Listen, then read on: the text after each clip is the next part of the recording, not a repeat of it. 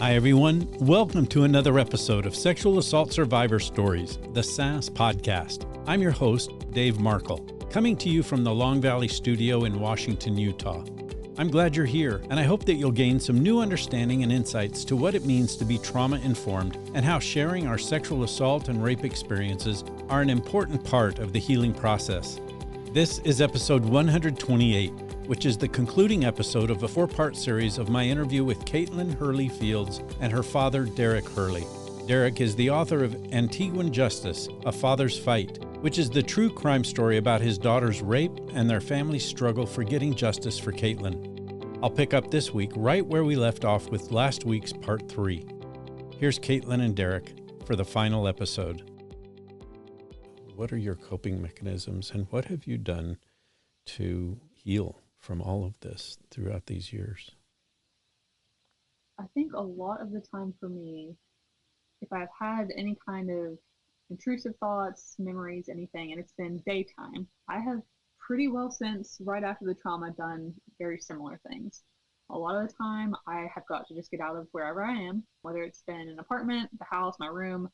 I have felt like the room is getting smaller in a way. Like my thoughts are filling everything up and the room's getting smaller and stuff. I typically will put in my headphones for some music, something calming, something that makes me feel positive, and I will walk. I think walking, being outside, getting fresh air, getting some endorphins, all that has been really beneficial. Whenever things were ongoing, this is like in the period of post-trauma, pre-trial, during that time when things were, I would say, probably the worst. You would not catch me inside of any kind of building unless it was time to sleep. I had to be outside at all times.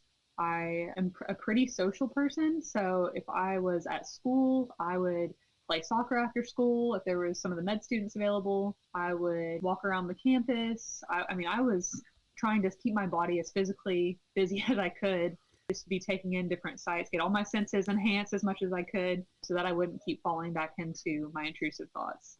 Coming back home was a bit of a transition in itself, just because you feel like everything's in a snow globe back home, like nothing's changed. And then you go back and you're like, oh, wow, this is completely different from the reality that I left prior. And now I have a totally different mindset with everything post-trauma. I did take up exercising a lot more. I'm a pretty simple gal, pretty similar stuff. I try to be exercising, try to be outside. Once I came back and actually had my family present, I tried to be a little bit more vocal with everything that I was going through, just because in Antigua I didn't feel like I could, because we didn't want to compromise everything that we had been working for. Sure. I tried to do some traditional like cognitive behavioral therapy. It gave me some benefits, but ultimately wasn't the best in the long run for me, just because you have such a limited amount of time for such a huge thing that's happened, which is why getting connected with Victor with his like trauma specialty and everything was so huge.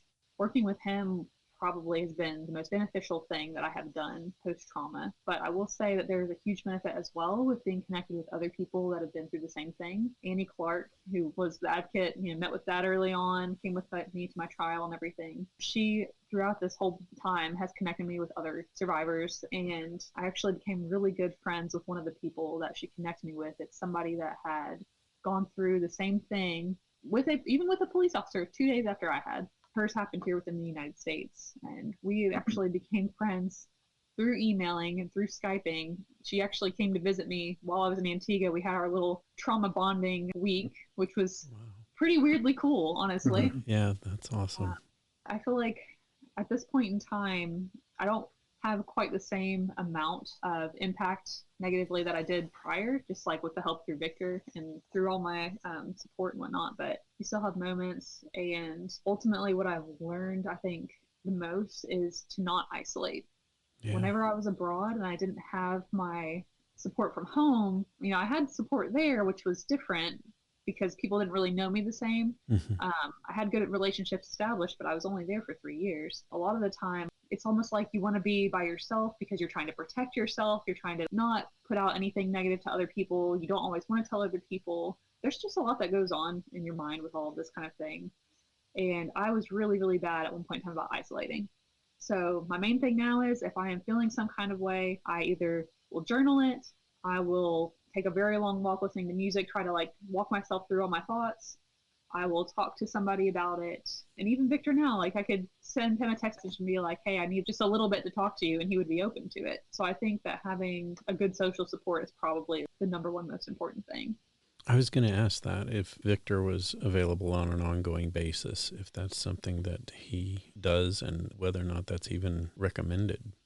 When I got initially started with him, he's a straight shooter. He doesn't fluff anything up to make it sound like it's going to be great, because the process of actually like gutting all the trauma is very difficult, very difficult. It's a very visceral feeling. You know, you got all that trauma trying to heave itself out of your body. But he told me from the get-go, if we get through this and everything's great and you have a point in time where you really need to talk again, you can always send me an email, send me a message on WhatsApp, and we will go ahead and we'll talk through some more. That's great. I really connect with what you're saying in terms of both journaling and getting out and walking and putting your AirPods in or your phones on, listening to something that really connects with you musically. A lot of my guests say the same things, but I truly relate to that personally in terms of sometimes it's just so good to get outside and start breathing clean air or dirty air, it depends on where you are, but different air, just a different environment, different things to look at. I think that's important, and I'm grateful that you brought that up. I think that's crucial.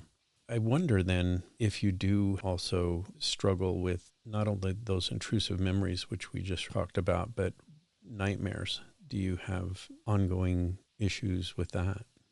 Nightmares were a pretty big thing initially for me. That's why I had to move out of that apartment that I was in where the trauma occurred. I just never had a moment of feeling secure and safe there after that happened. At this point in time, I don't have any nightmares that are about this.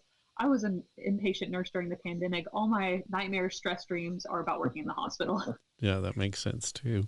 It's something else to talk to Victor about. Hey, we have a new area that we need to discuss. Refresh my memory for timeline-wise. Derrick, you mentioned that the whole thing took just a little bit over 7 years. How long has it been since that 7 years has ended? It ended in 2022. Okay, so not long. That was in 2015.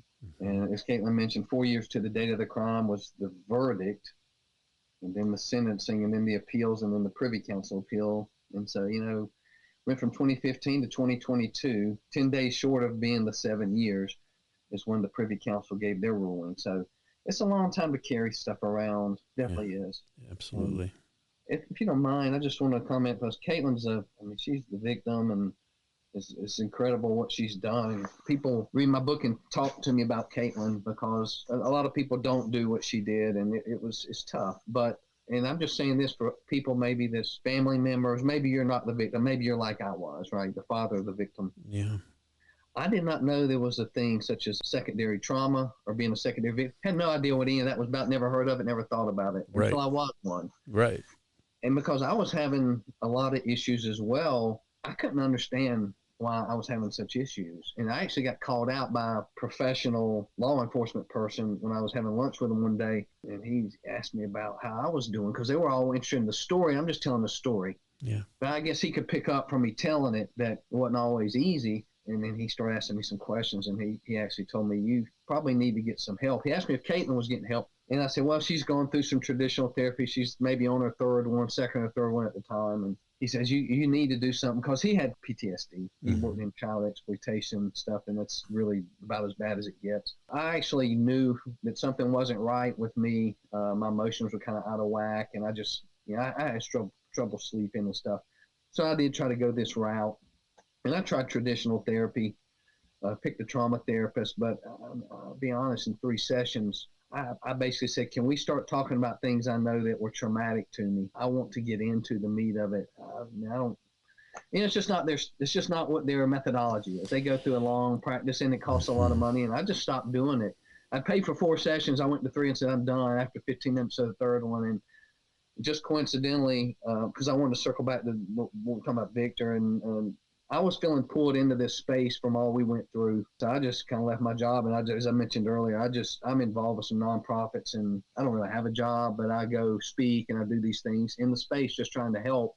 Talk to a lot of victims. I get calls from people I don't know that are victims sometimes. And I have a long call in the evening couple of weeks ago with one, just trying to help them really and give them some things to think about. Talking to this lady, and she asked me, I guess she could tell as well. Sometimes it's not easy to hide, how you're feeling about certain things.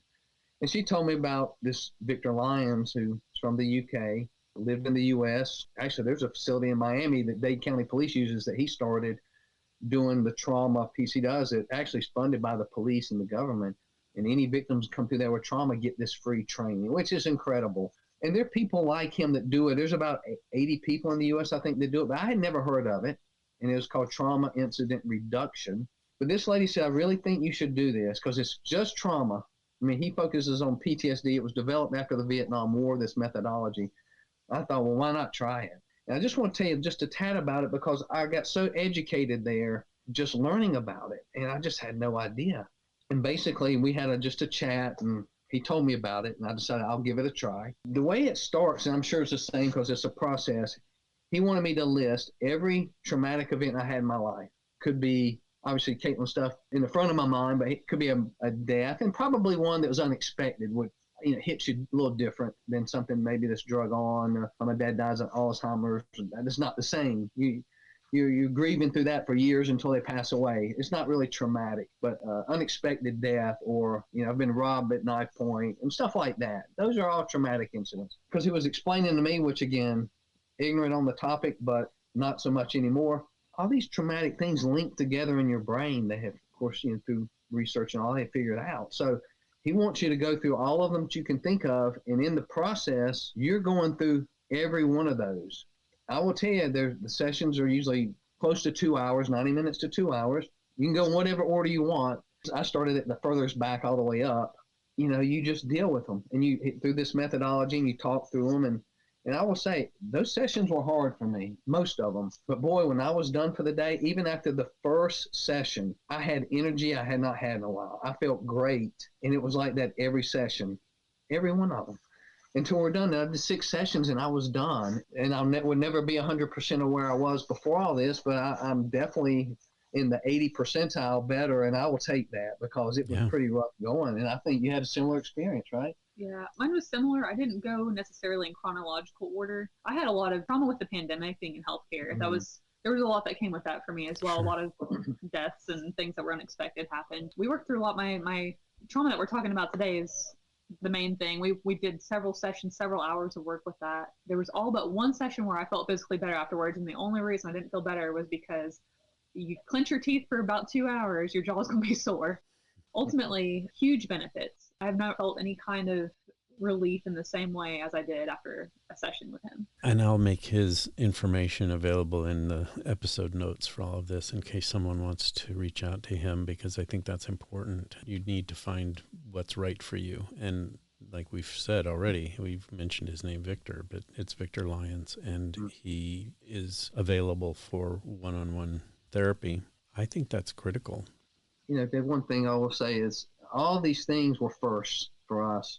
Trials and all this, that kind of situation, but even the trauma, you don't know what you don't know, right? But one thing I will say about going through the trauma therapy, I learned a lot as he explained things like this stuff links in your brain and all. I got interested in it, and so I went and took training on my own on the trauma informed approach because I wanted to learn more about it. Yeah. And I don't know through your background, but I know in the state of Tennessee that they train detectives, like special victims unit detectives and people like that, on this process and this approach for trauma. They don't train the patrol officers, which bothers me because they are the first ones to see the victim. And that's where you have the opportunity to start a healing process or push it away. And that's on my agenda to start lobbying. I do know that the state of Indiana trains all their officers. The state of Florida trains all their officers on it. And it's really important. And for people that listen to this that don't know, look, I didn't know any of this stuff a year ago, but I went and got educated on it. And what I do know is it's scary when you learn the impact of trauma and not dealing with it. I bring all that up just to encourage anyone listening, if you're not doing something to get help, Yeah. It will make a huge difference in the quality of your life. It's just really important. Absolutely. And going back to what you said in terms of you don't know what you don't know and what you had been feeling through all this, and it took another cop to notice, hey, how are you doing? Leave it to a cop to understand what vicarious trauma is. And you've just mentioned that, is that patrol officers especially rolling up on accident scenes and people being mangled in car accidents and plane crashes and robberies and burglaries where they're home and getting shot at or beaten. And, you know, when you're a patrol officer and you say this kind of thing day in and day out, that vicarious trauma builds up. It's layer upon layer. And you're absolutely 100% right. If you don't take care of that, trauma is cumulative. And when trauma gets to a certain point, it starts taking a physical toll, that emotional toll. And if you don't take a knee and get this taken care of and respond to it and resolve that trauma, it's going to affect you in so many different ways. So I appreciate you bringing all that up. You're spot on with all of it. And yeah, I highly encourage everyone not only to get treatment, but to become trauma informed. I think that is absolutely a healing process in and of itself. And it's why this podcast started. I don't know if you've listened to those first few episodes with the 4 women that I met in New York State when I was doing some training up there. But I did a morning session on what it means to be trauma informed and the neuroscience of trauma and memory. And they were in the audience. And these 4 women were part of a panel that spoke in the afternoon. They told their rape stories. The audience was an interdisciplinary audience of law enforcement, victim advocates, social workers, mental health, medical personnel. And the whole purpose of them telling their story was to talk about how they were ignored, how they weren't believed, how they were discounted, how they were treated afterwards. I stuck around for their presentation because they had been at mine, and I was intrigued that these 4 women who came from 4 different campuses in New York were willing to talk to this audience in this way and tell exactly how they were treated and how actually sometimes that can be more damaging than the rape or sex assault itself. And they all 4 came up to me afterwards and said, "Dave, are you training what you trained this morning to victims and survivors?" And I said, "No, actually, those are not my audience." And they said, "They need to be. We as victims and survivors have learned so much from what you presented this morning. And it's answered so many questions for the problems that we have in the intrusive memories and the nightmares and the issues, and answered where it's all coming from and what the brain does. You need to start a podcast." So it took me 7 years after they told me that to get my podcast going, but I made them promise, okay, if I do a podcast, you guys need to come and be guests on that podcast. And all 4 of them were like, yes, we will. And they did. And it's some of the early episodes. I can't remember for sure. It's like 6, 7, 8, and 9, or 7, 8, 9, and 10, something like that. I encourage all my listeners to go back and listen to each one of those 4 women who I stay in touch with to this day and who are doing amazing work. One of them actually changed her major after being raped and became pre-law and then became an attorney. And part of her attorney goal is to go around the country and change rape laws. And she's actually been in several states and made a huge impact on getting some laws changed. So you're absolutely right. I say all this because my audience needs to know how impactful what you're saying is and how true it is. And I appreciate you bringing that up and actually indulging me in the opportunity to explain how this podcast got started and why I am so zealous and inspired to talk about what it means to be trauma informed and to educate the public. You're part of that educational process being here, both of you, and I cannot thank you enough for everything that you've done and said and talked about. I'm wondering, for either one of you, is there more that you would like to talk about? Is there something I've left on the table that we haven't discussed yet that you think is important to get out there? I guess on my end, one of the things that I think it's not quite as talked about, I guess, is the main picture of this whole stuff. After something like this, trauma-wise, it really impacts your ability to move forward in relationships. That's one thing that I didn't realize until several years later. I hope that can be more talked about, just because for me, I had trust issues after going through something like this. I didn't feel like I could be in a closed environment with somebody. It just makes it really hard, even I think, for your judgment, because you have trauma brain. You can't really look at somebody exactly the same. Yeah.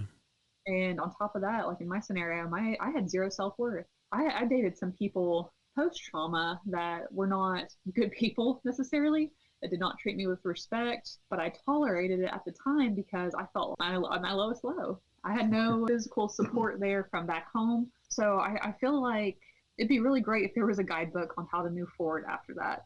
Because for myself, anyways, it took a lot of trial and error, and it took a long time for me to gain some self-worth and build myself back up from everything. And finally, like meeting some nice, good, genuine people too that I was able to connect with and trust. So I think that's really difficult, and it's one of those things that's a side effect of the trauma that makes it really difficult to move forward in any kind of relationship with a partner.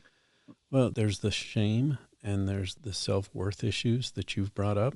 But beyond that, and being very specific about what you're talking about, those intimacy issues, and I'm not just talking about sexual intimacy, but the intimacy of opening up to someone on a very private, intimate, deep level emotionally is impacted by trauma. And it does activate a lot of responses that you really didn't think you would have or didn't anticipate. So you're right. I think you should write a book. Write that guide. If I can just, I mean, everything Kaitlin says on, we're spot on, and it's back to the rape culture as well.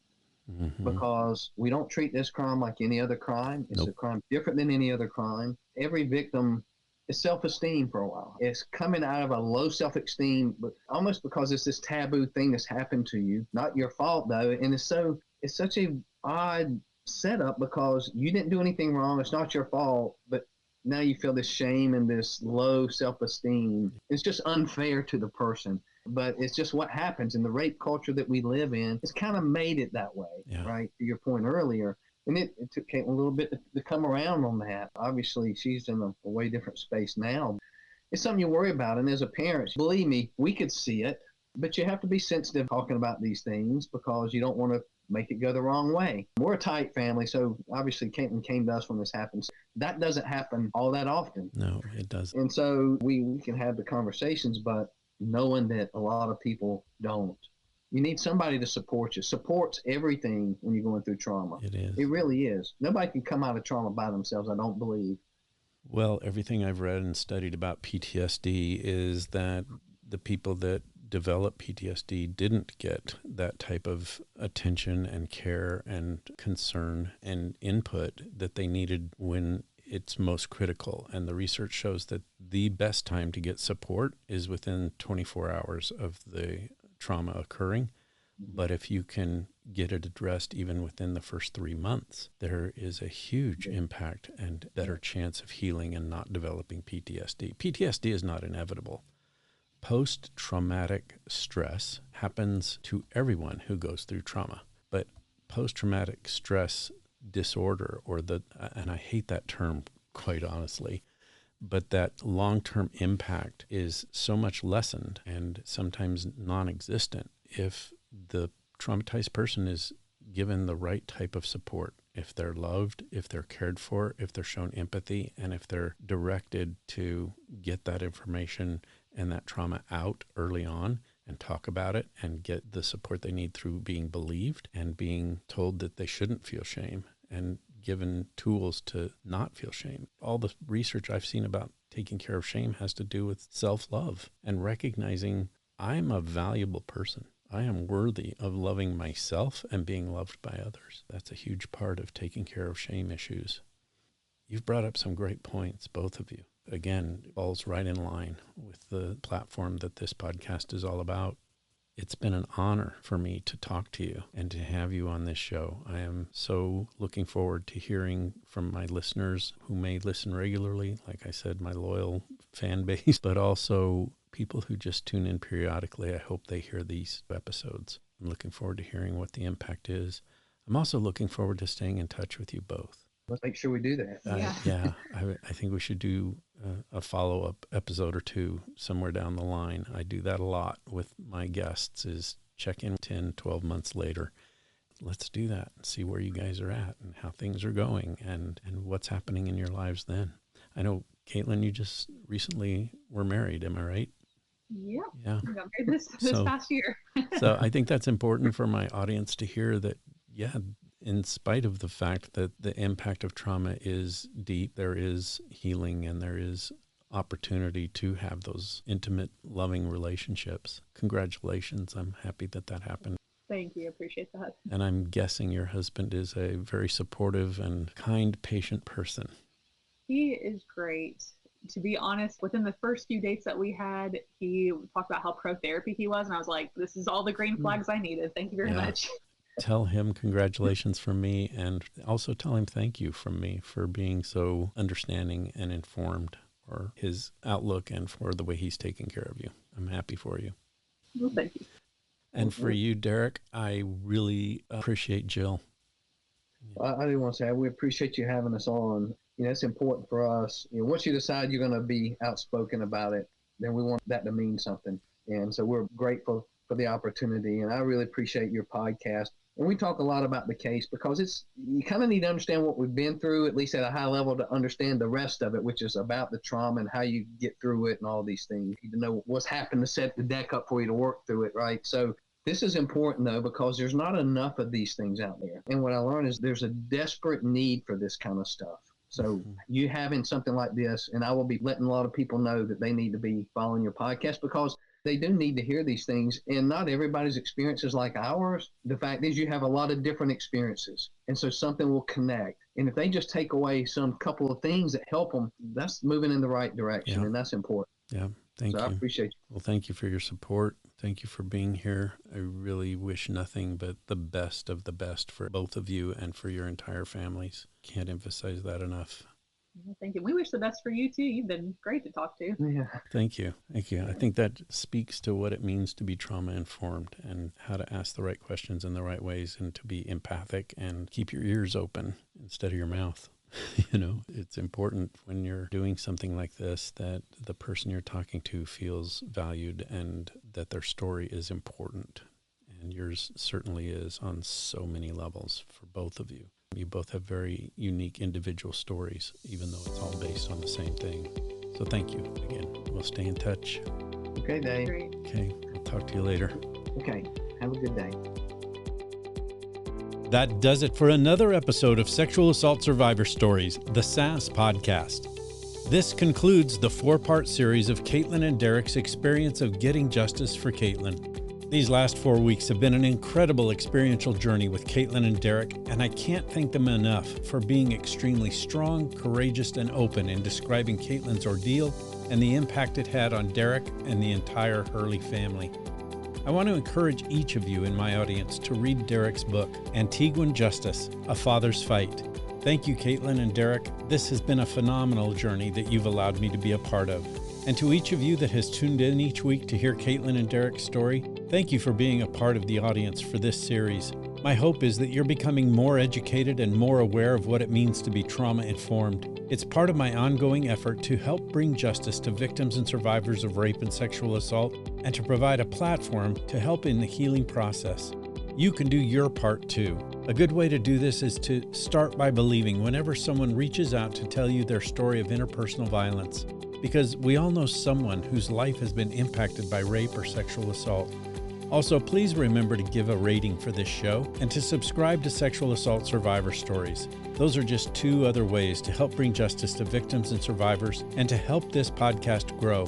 Be sure to tell your friends, neighbors, colleagues, and family about this amazing 4-part series and to encourage them to listen to all 4 episodes. Be sure to tune in next week when I'll bring you another incredible episode that is sure to educate and inspire you to do all you can to help bring justice to victims and survivors of rape and sexual assault. We'll see you next week.